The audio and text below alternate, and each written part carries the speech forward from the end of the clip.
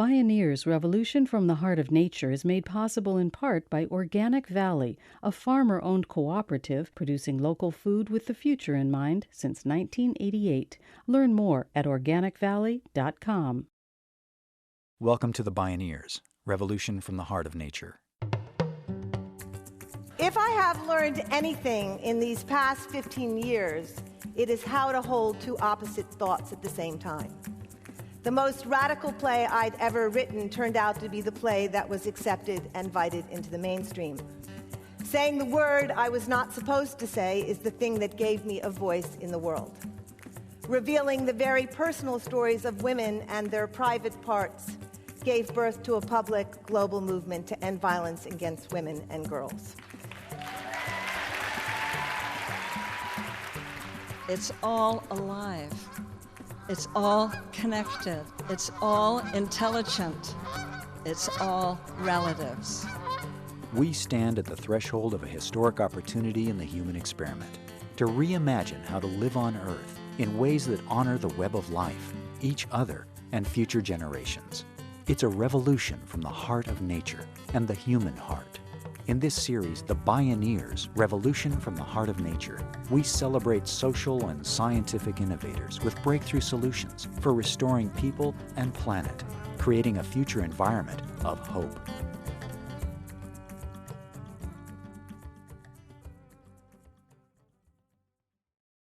Eve Ensler was already an accomplished author and playwright when she started something revolutionary.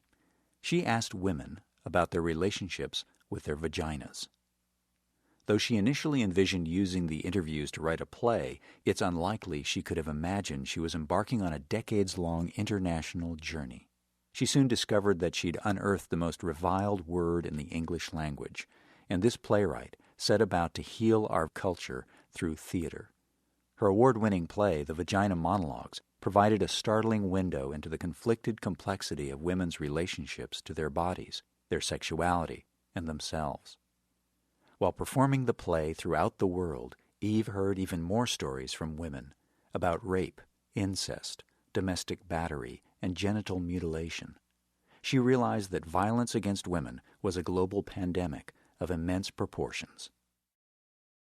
It's hard to believe that almost 15 years ago, I said the word vagina on a small stage in a little theater called Here in New York City.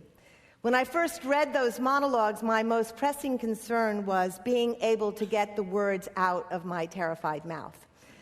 I certainly could not have conceived then what would follow, both in terms of this incredible movement and violence against women and the life of the Vagina Monologues itself.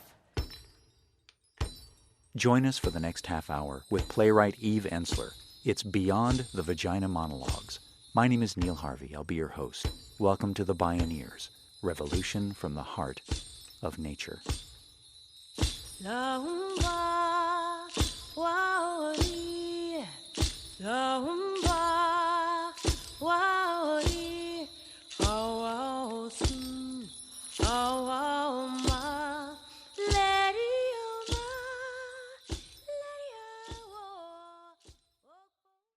I had no intention, to be honest, of even writing a play. I was already a way downtown playwright.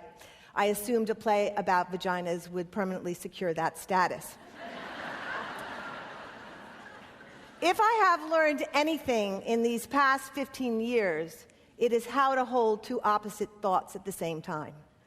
The most radical play I'd ever written turned out to be the play that was accepted and vided into the mainstream. Saying the word I was not supposed to say is the thing that gave me a voice in the world. Revealing the very personal stories of women and their private parts gave birth to a public global movement to end violence against women and girls.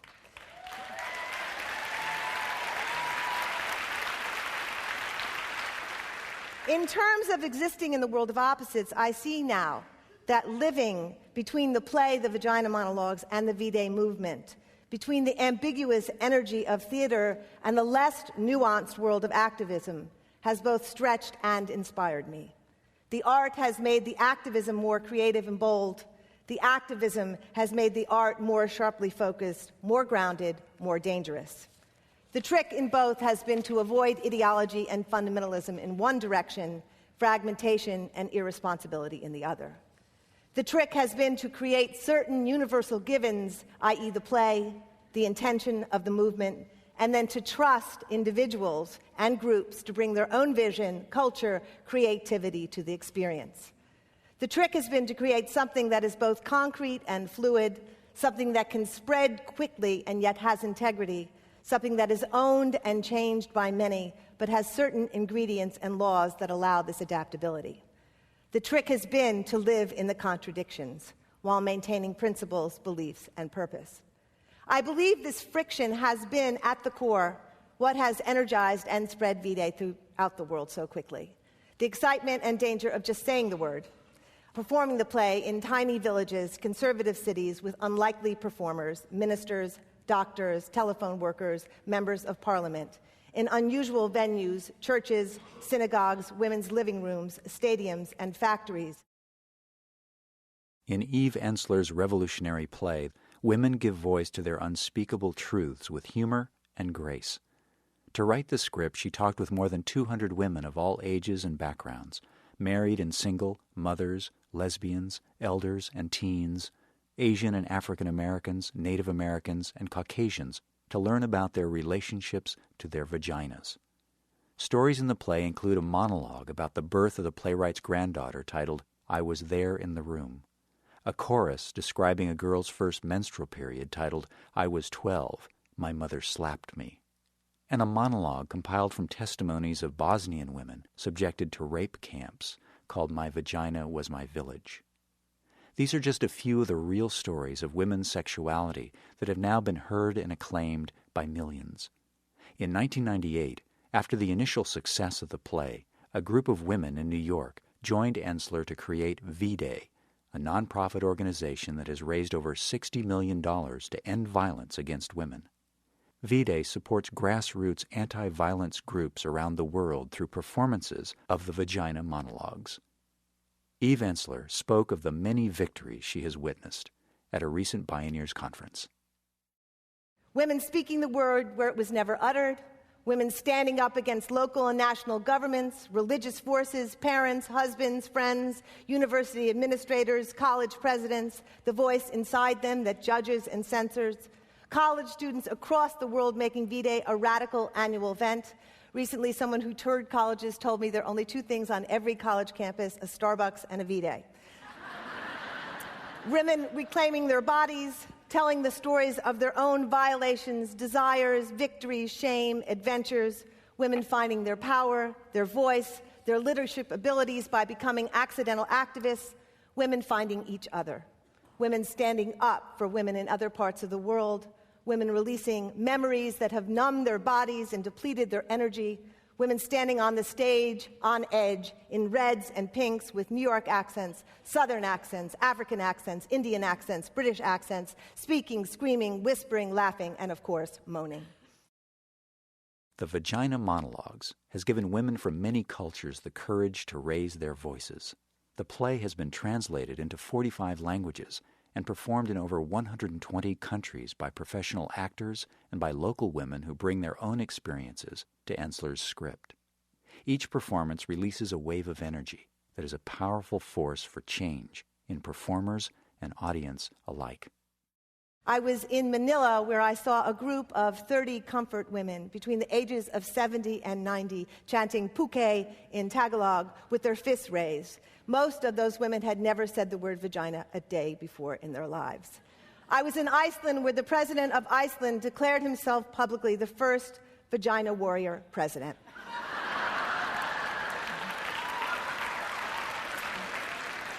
I was there in Narok, Kenya, where hundreds of girls in Kenya dancing in the African sun as the first vided safe house was opening and their clitoris would not be cut.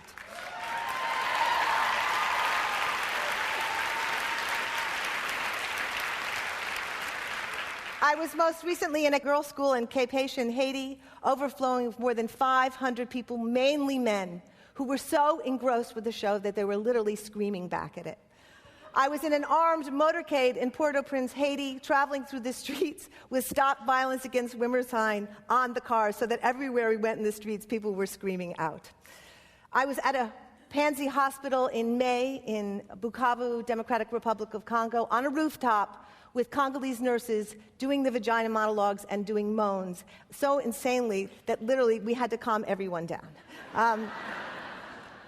I was in Islamabad, Pakistan, where the first production of the Vagina Monologues happened in a back clandestine room where 200 women were there, and the women who were performing were dressed in red saris and shalwar kameez, performing for our sisters from Afghanistan, reading the Afghan piece, and there was so much weeping and so much laughing that women's chadors fell off.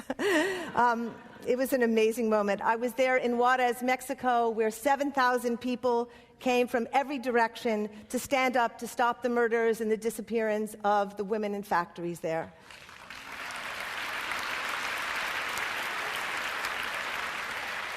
I was at the Apollo Theater when Mary Alice, one of the great actresses, literally took down the Apollo with her moans at the first V-Day celebrating African American, Asian, and Latino women. I was at a 14-hour bus ride in Himachal Pradesh as we drove in India to open a sanctuary in the mountains. I was there when the mayor of Rome opened the first V-Day summit, and I was there in a walkthrough of a 7-foot vagina, and you know where this was, because there's only one city where it could have been, in the lobby of San Francisco. I have to tell you, San Francisco, there are vagina-friendly zones, and but San Francisco is a vagina World Fair zone. It really is. There's no city like this. I was there in Bosnia, where My Vagina Was My Village was performed by girls who had been in the war, who had family members who had been raped. I was there in Athens with the first time anyone ever did the show, and when they did the piece, the word was pony, and this woman came walking through the street just screaming, pony, pony, and I thought the entire world was either going to change or die. It was hard to tell which.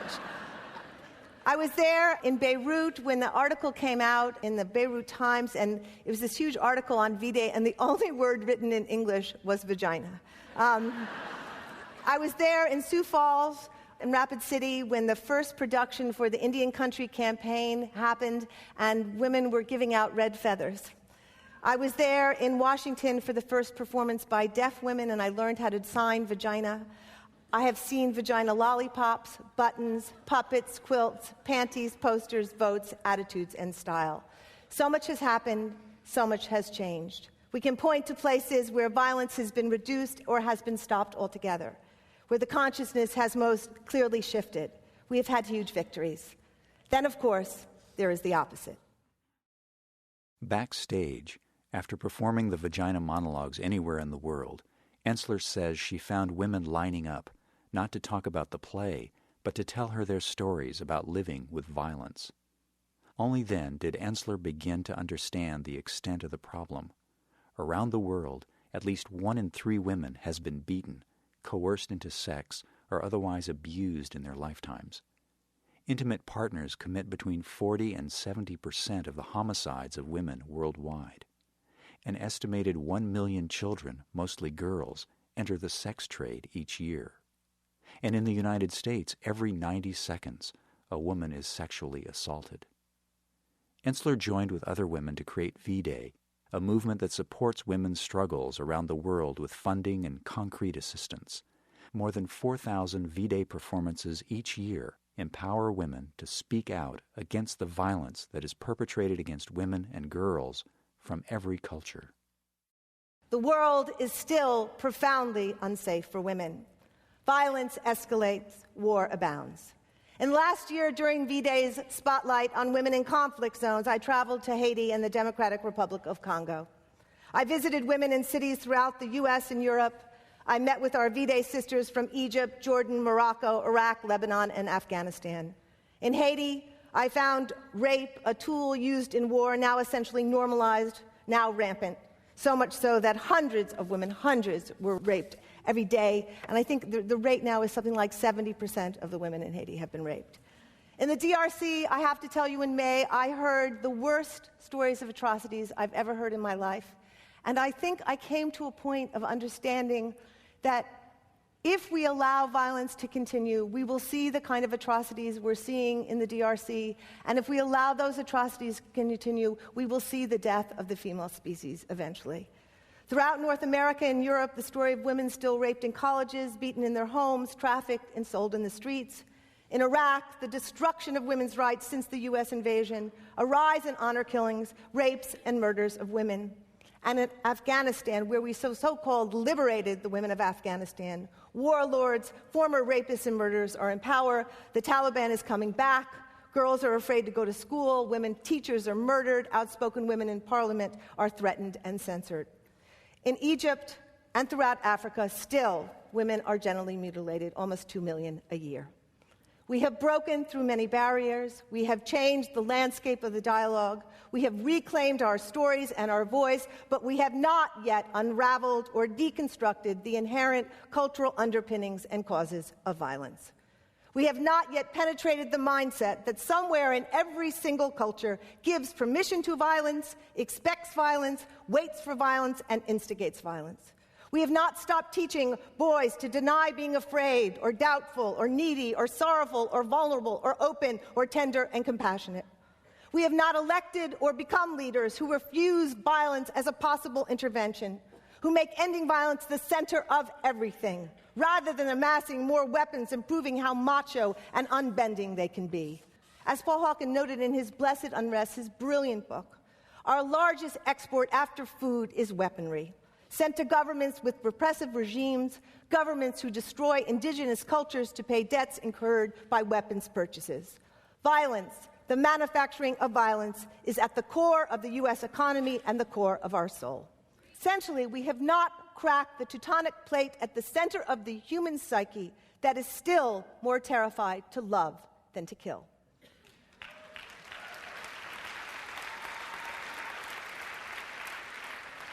We have not made violence against women abnormal, extraordinary, unacceptable. We have not come to see it as an ecological issue. Women are the greatest resource of the planet.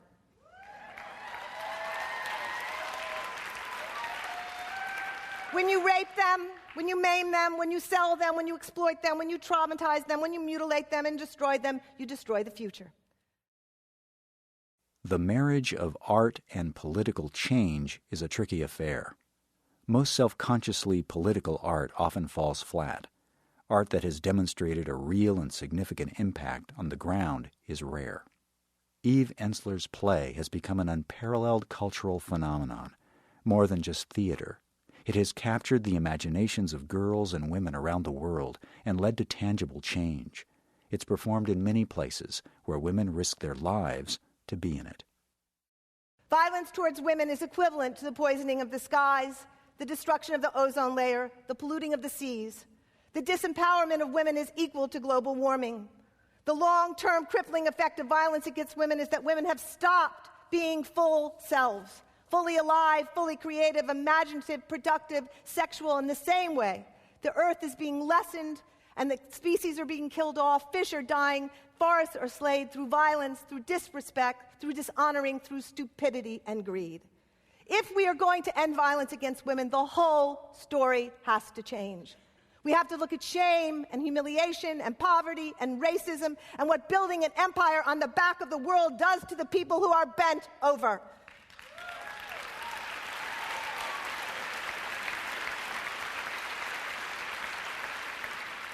We have to say that what happens to women matters, and it matters a lot. Even raising money to stop violence against women makes it something other, something separate from the human condition, from every moment of our lives. It creates a strange fragmentation. Ending violence is more than a lifestyle shift. It's similar to buying a Prius and believing you've undone global warming.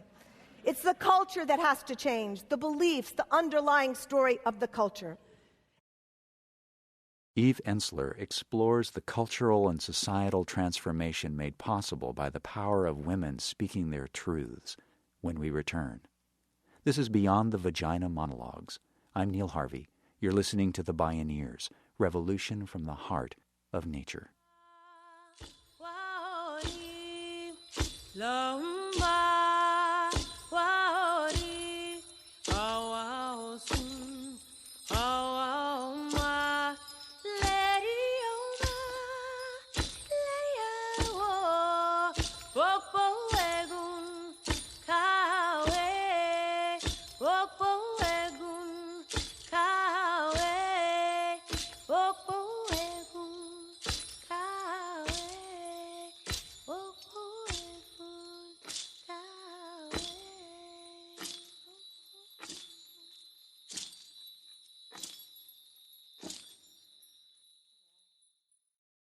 You can download this and other programs on the radio pages at www.bioneers.org. Playwright, author, and activist Eve Ensler says that the first step in any movement for social change is to understand the depth and extent of the problem, then take the necessary actions to create change. Think about the scope and vastness of this issue. 1 out of 3 women on the planet will be beaten or raped in her lifetime. Think that vided now raises more money than any group in the world to stop violence. This is not good news. In 1 year, we raised between $4 and $6 million. That is the cost of less than 15 minutes on the war in Iraq. 15 minutes. Women are not some marginalized, insignificant group. We are the majority of citizens. What happens to us determines everything. If we are beaten and traumatized, our children will hold that in their DNA and grow up manifesting that in who they become. If our esteem is destroyed, or our daughter's self-confidence will be hard-won or impossible to come by. If we are violated and raped or abused by men, our sons will be made in the witnessing of this, in our bitterness. Ending violence against women is actually about being willing to struggle to be a different kind of human being. It means redefining power. The only point of having power, it seems to me, is to give it away and inspire other people to have it.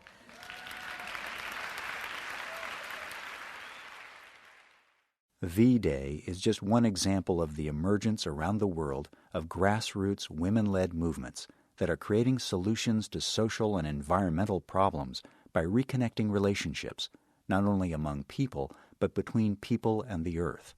We can draw strength from these relationships as we face a myriad of seemingly intractable worldwide problems together. We are living in profound times, frightening times. We are at once inhabiting the old patriarchal landscape while at the same time feeling a new world emerging in our bodies and beings. Most of us know, for example, that the political system that now exists is essentially bankrupt, that it does not serve people or speak for them. Candidates are essentially bought, controlled, and directed by corporate interests. No one is willing who's running to speak authentically on most pressing, crucial issues. Still, we walk through the motions acting as if there's a real choice, a real difference between the candidates. Most of us sense that the UN's moribund and rendered static through bureaucracy and hierarchy, yet we still expect it to resolve crisis and arbiter right action in the world. Most of us know that the media is owned by corporate interests and essentially serves them, and still we don't turn our TVs off, we keep buying their papers, and we still believe what we read and see or pretend to. These last days of patriarchy remind me of a scene in The Sound and the Fury by Faulkner. There's a corpse lying in the front living room, rotting and stinking up the house. Everyone smells it, but somehow has stopped smelling it.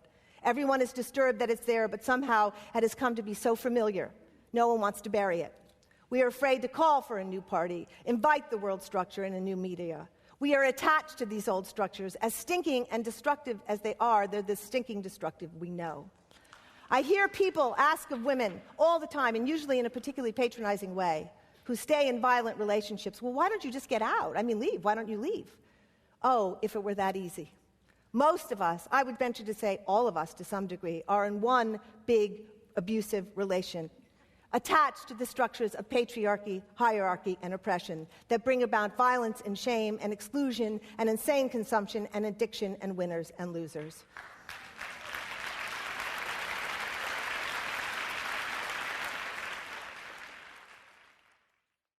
V-Day was created to address just one of these problems, ending violence against women and girls. And at the organization's 10th anniversary, there was cause for celebration. What started as a simple question about the relationship between a woman and her body has gained the momentum of a worldwide movement, fueled by shared artistic creativity. In appreciation, Eve Ensler chose to stage the biggest ever celebrity benefit performance of the Vagina Monologues in New Orleans. Thousands of women and men attended the weekend dedicated to honoring women of New Orleans and the Gulf South, who Ensler writes, have survived, quote, racism, economic hardship, and domestic abuse. All of these are pieces of the story of violence that continues to impact women here in this country and around the world, unquote. The V-Day event in New Orleans raised more than $700,000 so that women may be safe and empowered in a region whose pulse beats like no other. We will be triumphant. Let's end abuse of women and girls everywhere. We'll stand our ground. Stand our ground. Won't turn around. Let's make a world where no abuse can be found. The Women of V-Day and Eve Ensler, visionary artist and anti-violence activist with the courage to go beyond the Vagina Monologues. Big queens, here we come. Big queens, here we come. Big queens, here we come. Big queens, here we come. Downloads of this program and many other Bioneers radio shows are available on the radio pages at www.bioneers.org or by calling 1-877-BIONEER. That's 1-877-246-6337. Visit Bioneers.org, where you can learn how to attend the annual October Bioneers National Conference and local Beaming Bioneers conferences. Purchase the radio series, conference CDs and DVDs, and Bioneers books. Join the thriving online Bioneers community and become a Bioneers member or make a donation. All at Bioneers.org or by calling 1-877-BIONEER. The Bioneers, Revolution from the Heart of Nature is a production of Collective Heritage Institute. Executive producer, Kenny Ausubel. Written by Catherine Stifter and Kenny Ausubel. Senior producer, Neil Harvey. Managing producer, Stephanie Welch. Production management, Aaron Leventman and Chuck Castleberry. Station relations by Creative PR. Distribution is by WFMT Radio Network. Original recordings provided by Reference Media Group. Our theme music is taken from the album Journey Between by Baka Beyond and used by permission of Hannibal Records, a Rykodisc label. Additional music was made available by Oshun Gaia at oshungaia.com. That's OSHUNGAIA.com. For more music information, please visit Bioneers.org. The opinions expressed in the Bioneers Revolution from the Heart of Nature radio series are those of the presenters and are not necessarily those of Collective Heritage Institute, the underwriters, or this radio station. My name is Neil Harvey. Thank you for listening. I invite you to join the Bioneers in inspiring a shift to live on Earth in ways that honor the web of life, each other, and future generations. This is program number 0609. Bioneers Revolution from the Heart of Nature is made possible in part by Organic Valley, a farmer-owned cooperative producing local food with the future in mind since 1988. Learn more at organicvalley.com.